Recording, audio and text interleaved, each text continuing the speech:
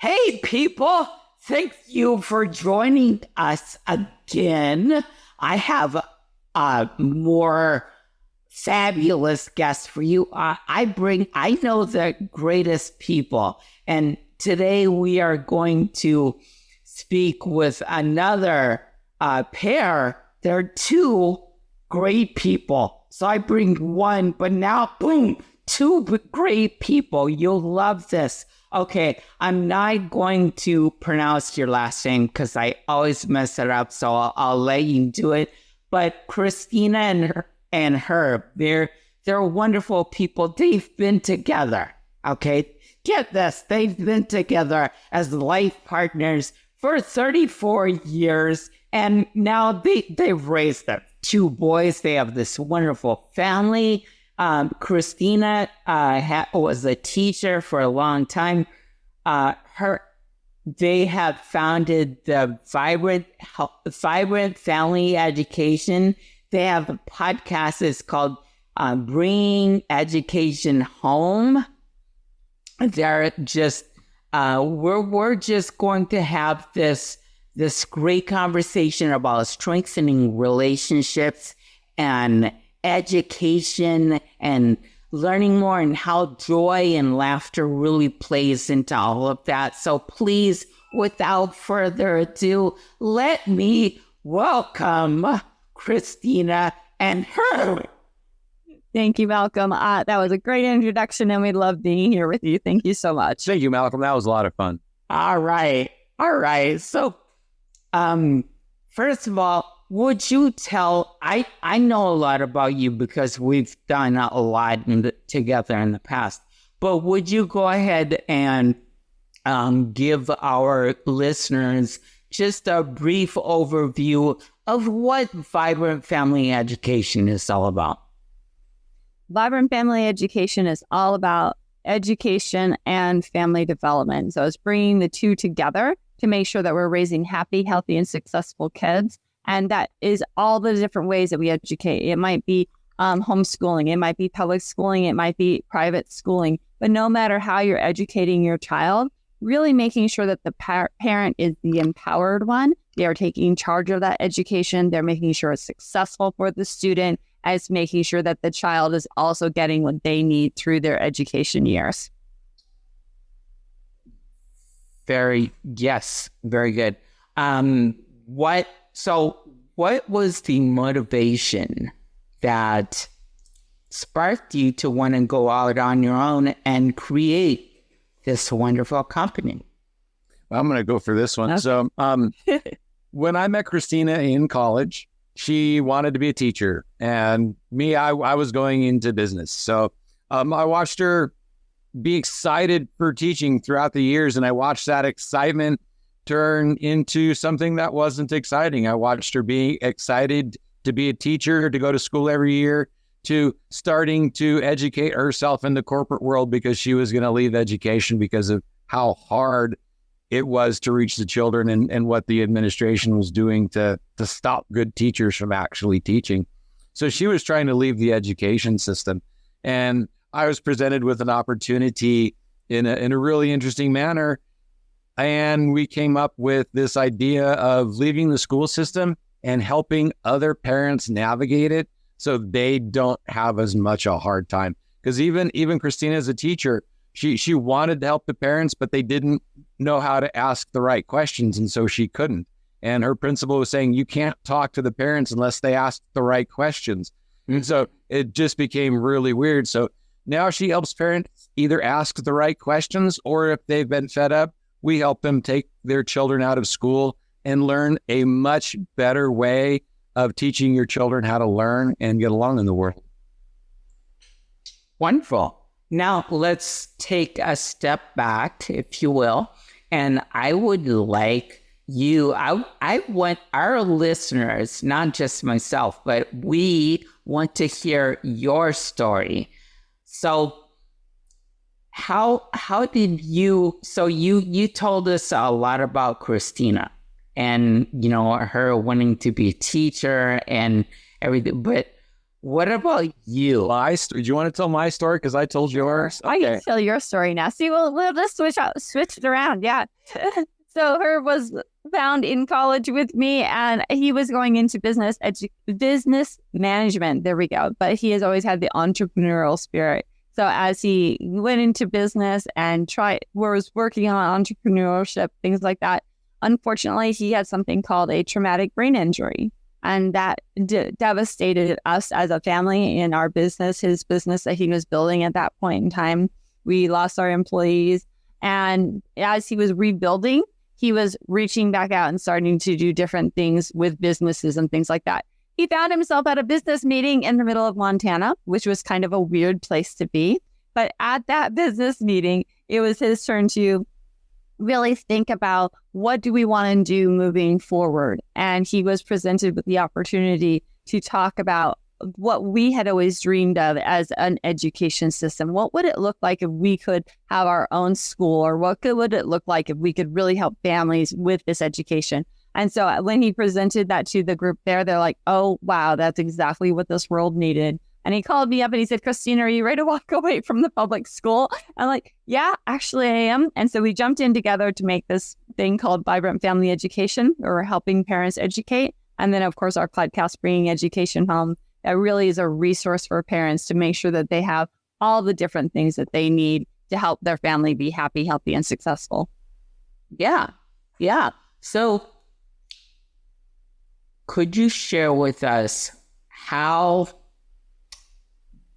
humor, however you define that, how humor comes into play with education? For the biggest thing is that when a child is having fun, when the child is relaxed, when the child knows that there's nothing like pressuring them, their brain is open and they can learn so much more. Think about a time when you're sitting there and you're trying to learn something and it's just not sinking in. You just can't remember it, right? But then all of a sudden you're taught that same information either through a song or through a puppet play or through laughing and joking around it. Guess what? Your brain grabs onto it better and holds onto it for you to bring it back because it's a joyful memory. It's something that you're excited to relive over and over again because you have that humor and that fun around it. So yeah, humor and fun is just so important to education. Okay. And interestingly, they've been looking at boys differently than girls. And one of the things they found is if you delay the boys kind of going into education until they're like 6 or 7 instead of 5, let them play more, let them roughhouse more, let them get that out, then they feel safer and more settled. And then in the 7, 8 range, they actually can settle into the education more and they can catch up in where everything they missed in the first 2 years and then keep going and exceeding. So sometimes delaying the education and letting them play more, have more fun, is so much more actually important to their future education than trying to push it too early. And so that's the way that play and fun is actually better for the growing young mind than forcing them to sit in a classroom. And if you have homeschool, then you're not held into the bucket where they have to be on this page by their 5th birthday. And so, yeah, it's so much more relaxing and less stressful that the children learn better. That's interesting. That's so interesting. Why do you think that it is true for boys rather than girls? It has a lot to do with the hormonal structure and just pretty much the core genetics. So the biggest difference between boys and girls is boys are slightly more interested in things and girls are slightly more interested in people. And that's the biggest difference between boys and girls. But that difference, as it grows, it's like we get involved in things like engines and snakes and snails and puppy dog tails, and girls get involved in social stuff and they want to play together and communicate. And so that communication style works better with our current education style. but the boy's interest in things and pushing and going, again, has a different brain effect. Yeah. And so their brains develop at a slightly different rate. And so if you slow down their education, or I shouldn't say slow down, but delay it until their brain hits a certain stage, then they pick up that aspect of it a lot easier instead of forcing it into at a younger age. Very good. Yeah. Yeah. Okay. Awesome. I understand. So now, Kristina, could you share with us a story of a parent, for instance, that has come to you that, say, if you were still in the public school system, you couldn't really help them with their situation, but now that you don't have those confines, you can help them. Can you share a story like that so we can get an idea? Yeah. So one of the parents I talked with, actually, and I had the conversation even though I wasn't supposed to, is that their child was actually being held back in the classroom because the rest of the kids, I had a high number of special needs kids that year, a lot of behavior outbursts. And so when that would happen, I was working with those students, trying to make sure the class was moving as smoothly as possible. But then I couldn't extend the lessons sometimes for this one child, and he was actually being held back, like I said. So having that conversation with the parents and said, he is doing so great in school. He is where he needs to be. He actually could be going a lot further.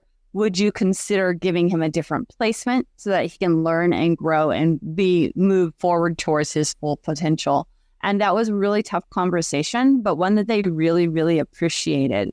And so what I want to encourage parents is have those tough conversations within your family with the teacher. If something's not matching up right, maybe your child is being bullied in the class, maybe your child isn't being, broadened enough, right? They aren't being pushed enough in their academics. Maybe they're feeling unconfident because they have a gap and they aren't learning like the other boys and girls.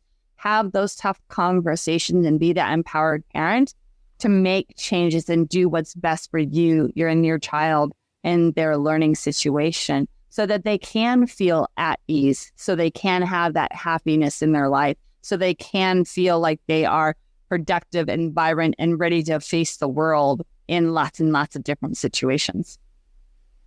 Okay, yes. I was trying to look here for your a lot of our speakers have a specific talk that they're giving, and I don't see that for you guys, which is fine because we're yeah. It's called Empowering Parents to Take Charge of Their Child's Education. Gotcha. All right. And again, even if the children are still in school, we help parents navigate that as well. Yeah. So how do you talk to the teachers? Okay, your child is having this problem in school. How can you get extra help for them? So we don't just help homeschool kids educate their parents. We have parents who have done homeschooling and then moved into the public education system for a while, and then were able to move back into homeschooling.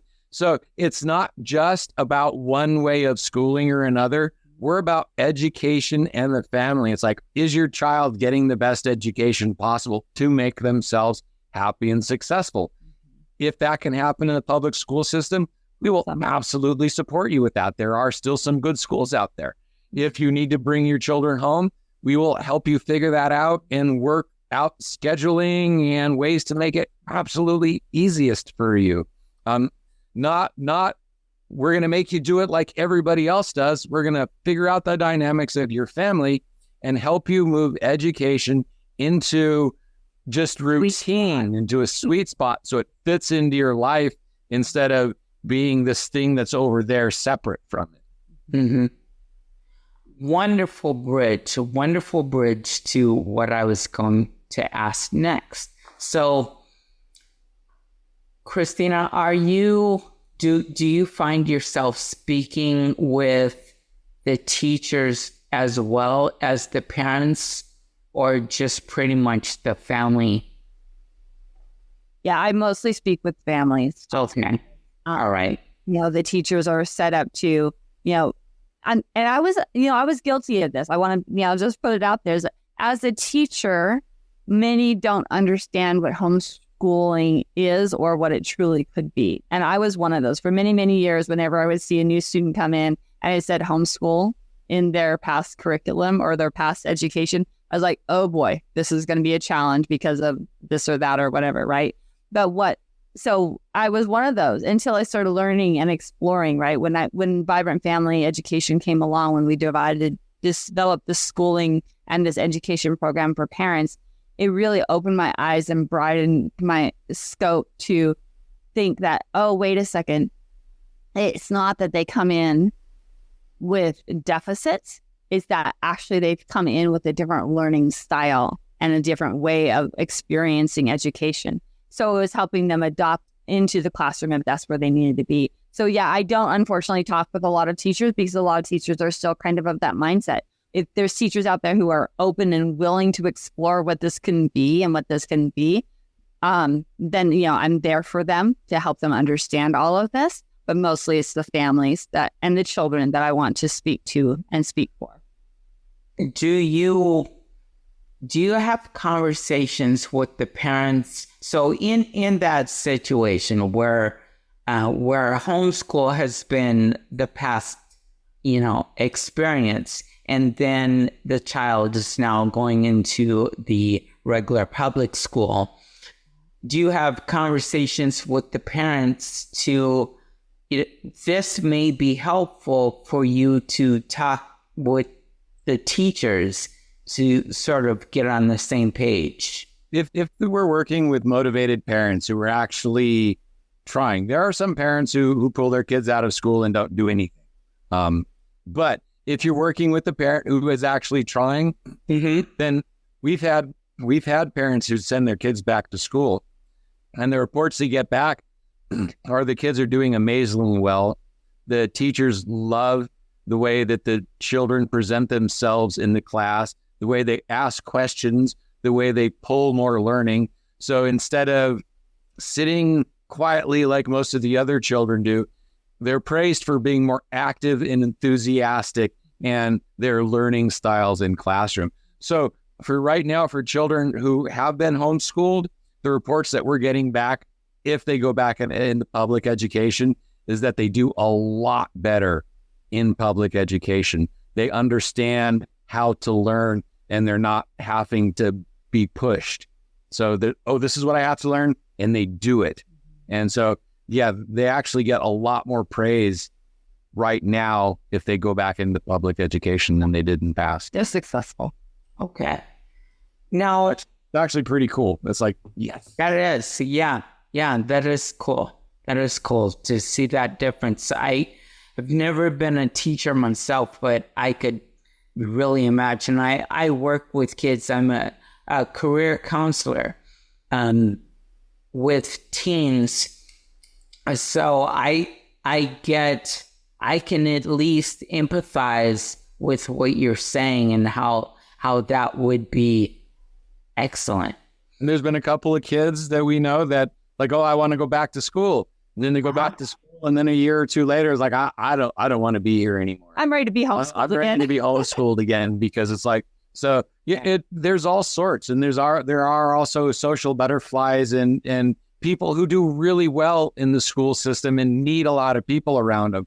And so there are children who will want to be in the school system because that social aspect of kids their own age is more important to them. And what we want to encourage parents is to think about it. It's not a whole family situation as well. Sometimes there's a child that is thriving in school, so they stay in school, and then the other brother or sister isn't thriving, so then they're pulled out and they're homeschooled, and that's okay as well. It's a family discussion. It's a family value and a family goal discussion about what's going to be a great fit for you, your family, your children, all of those different things that are needed to make education successful. Yeah, you have 18 years where your children are going to be under your roof. And if you build your family right. And we help do that through the education process. If you educate your family to stay together through their family values and connected, and they're connected, then more than likely the children will stay with their parents for longer. My generation right now, I have so many friends. One of my children won't talk to me. I have so many friends my age where they are estranged from their children because for whatever reason, it's like the children were all told that we were toxic parents. And so it's like a whole generation of kids at a certain age. Suddenly all of us became horrible parents. Yeah. So, there's so many different ways to look at it and so many, it's like, what's best for your family? We don't know. But if we talk to you and we ask you questions and we find out your values and what's happening, then we can help you figure that out and help you actually start incorporating what your values are and what you want in your life instead of saying, hey, this is what I want, but by default, all of this other stuff happening.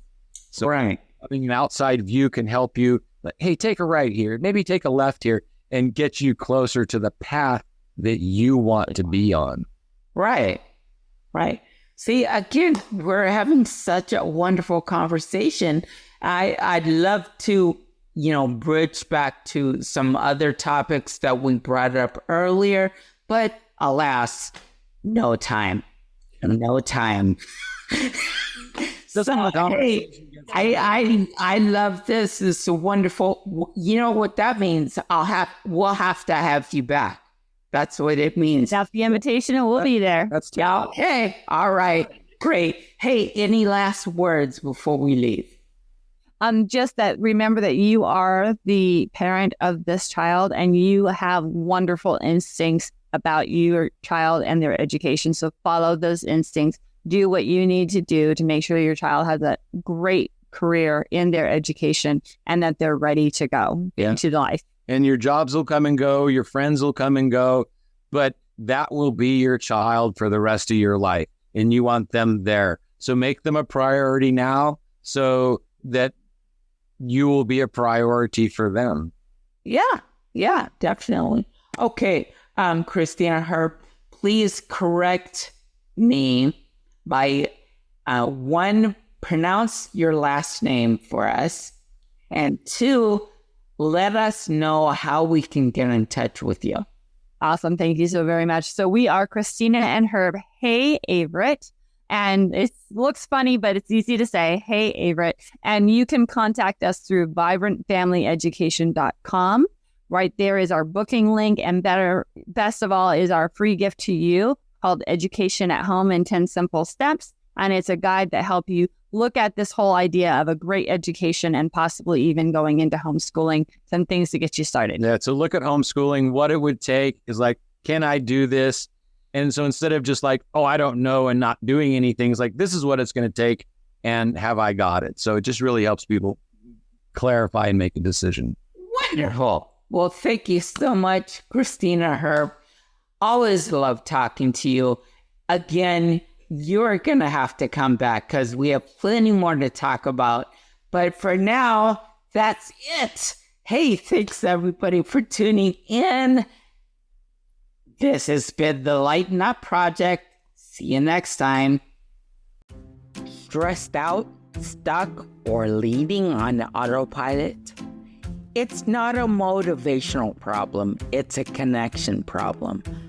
My weekly virtual improv classes boost engagement, collaboration, and retention, all while having fun. Register now for a complimentary month.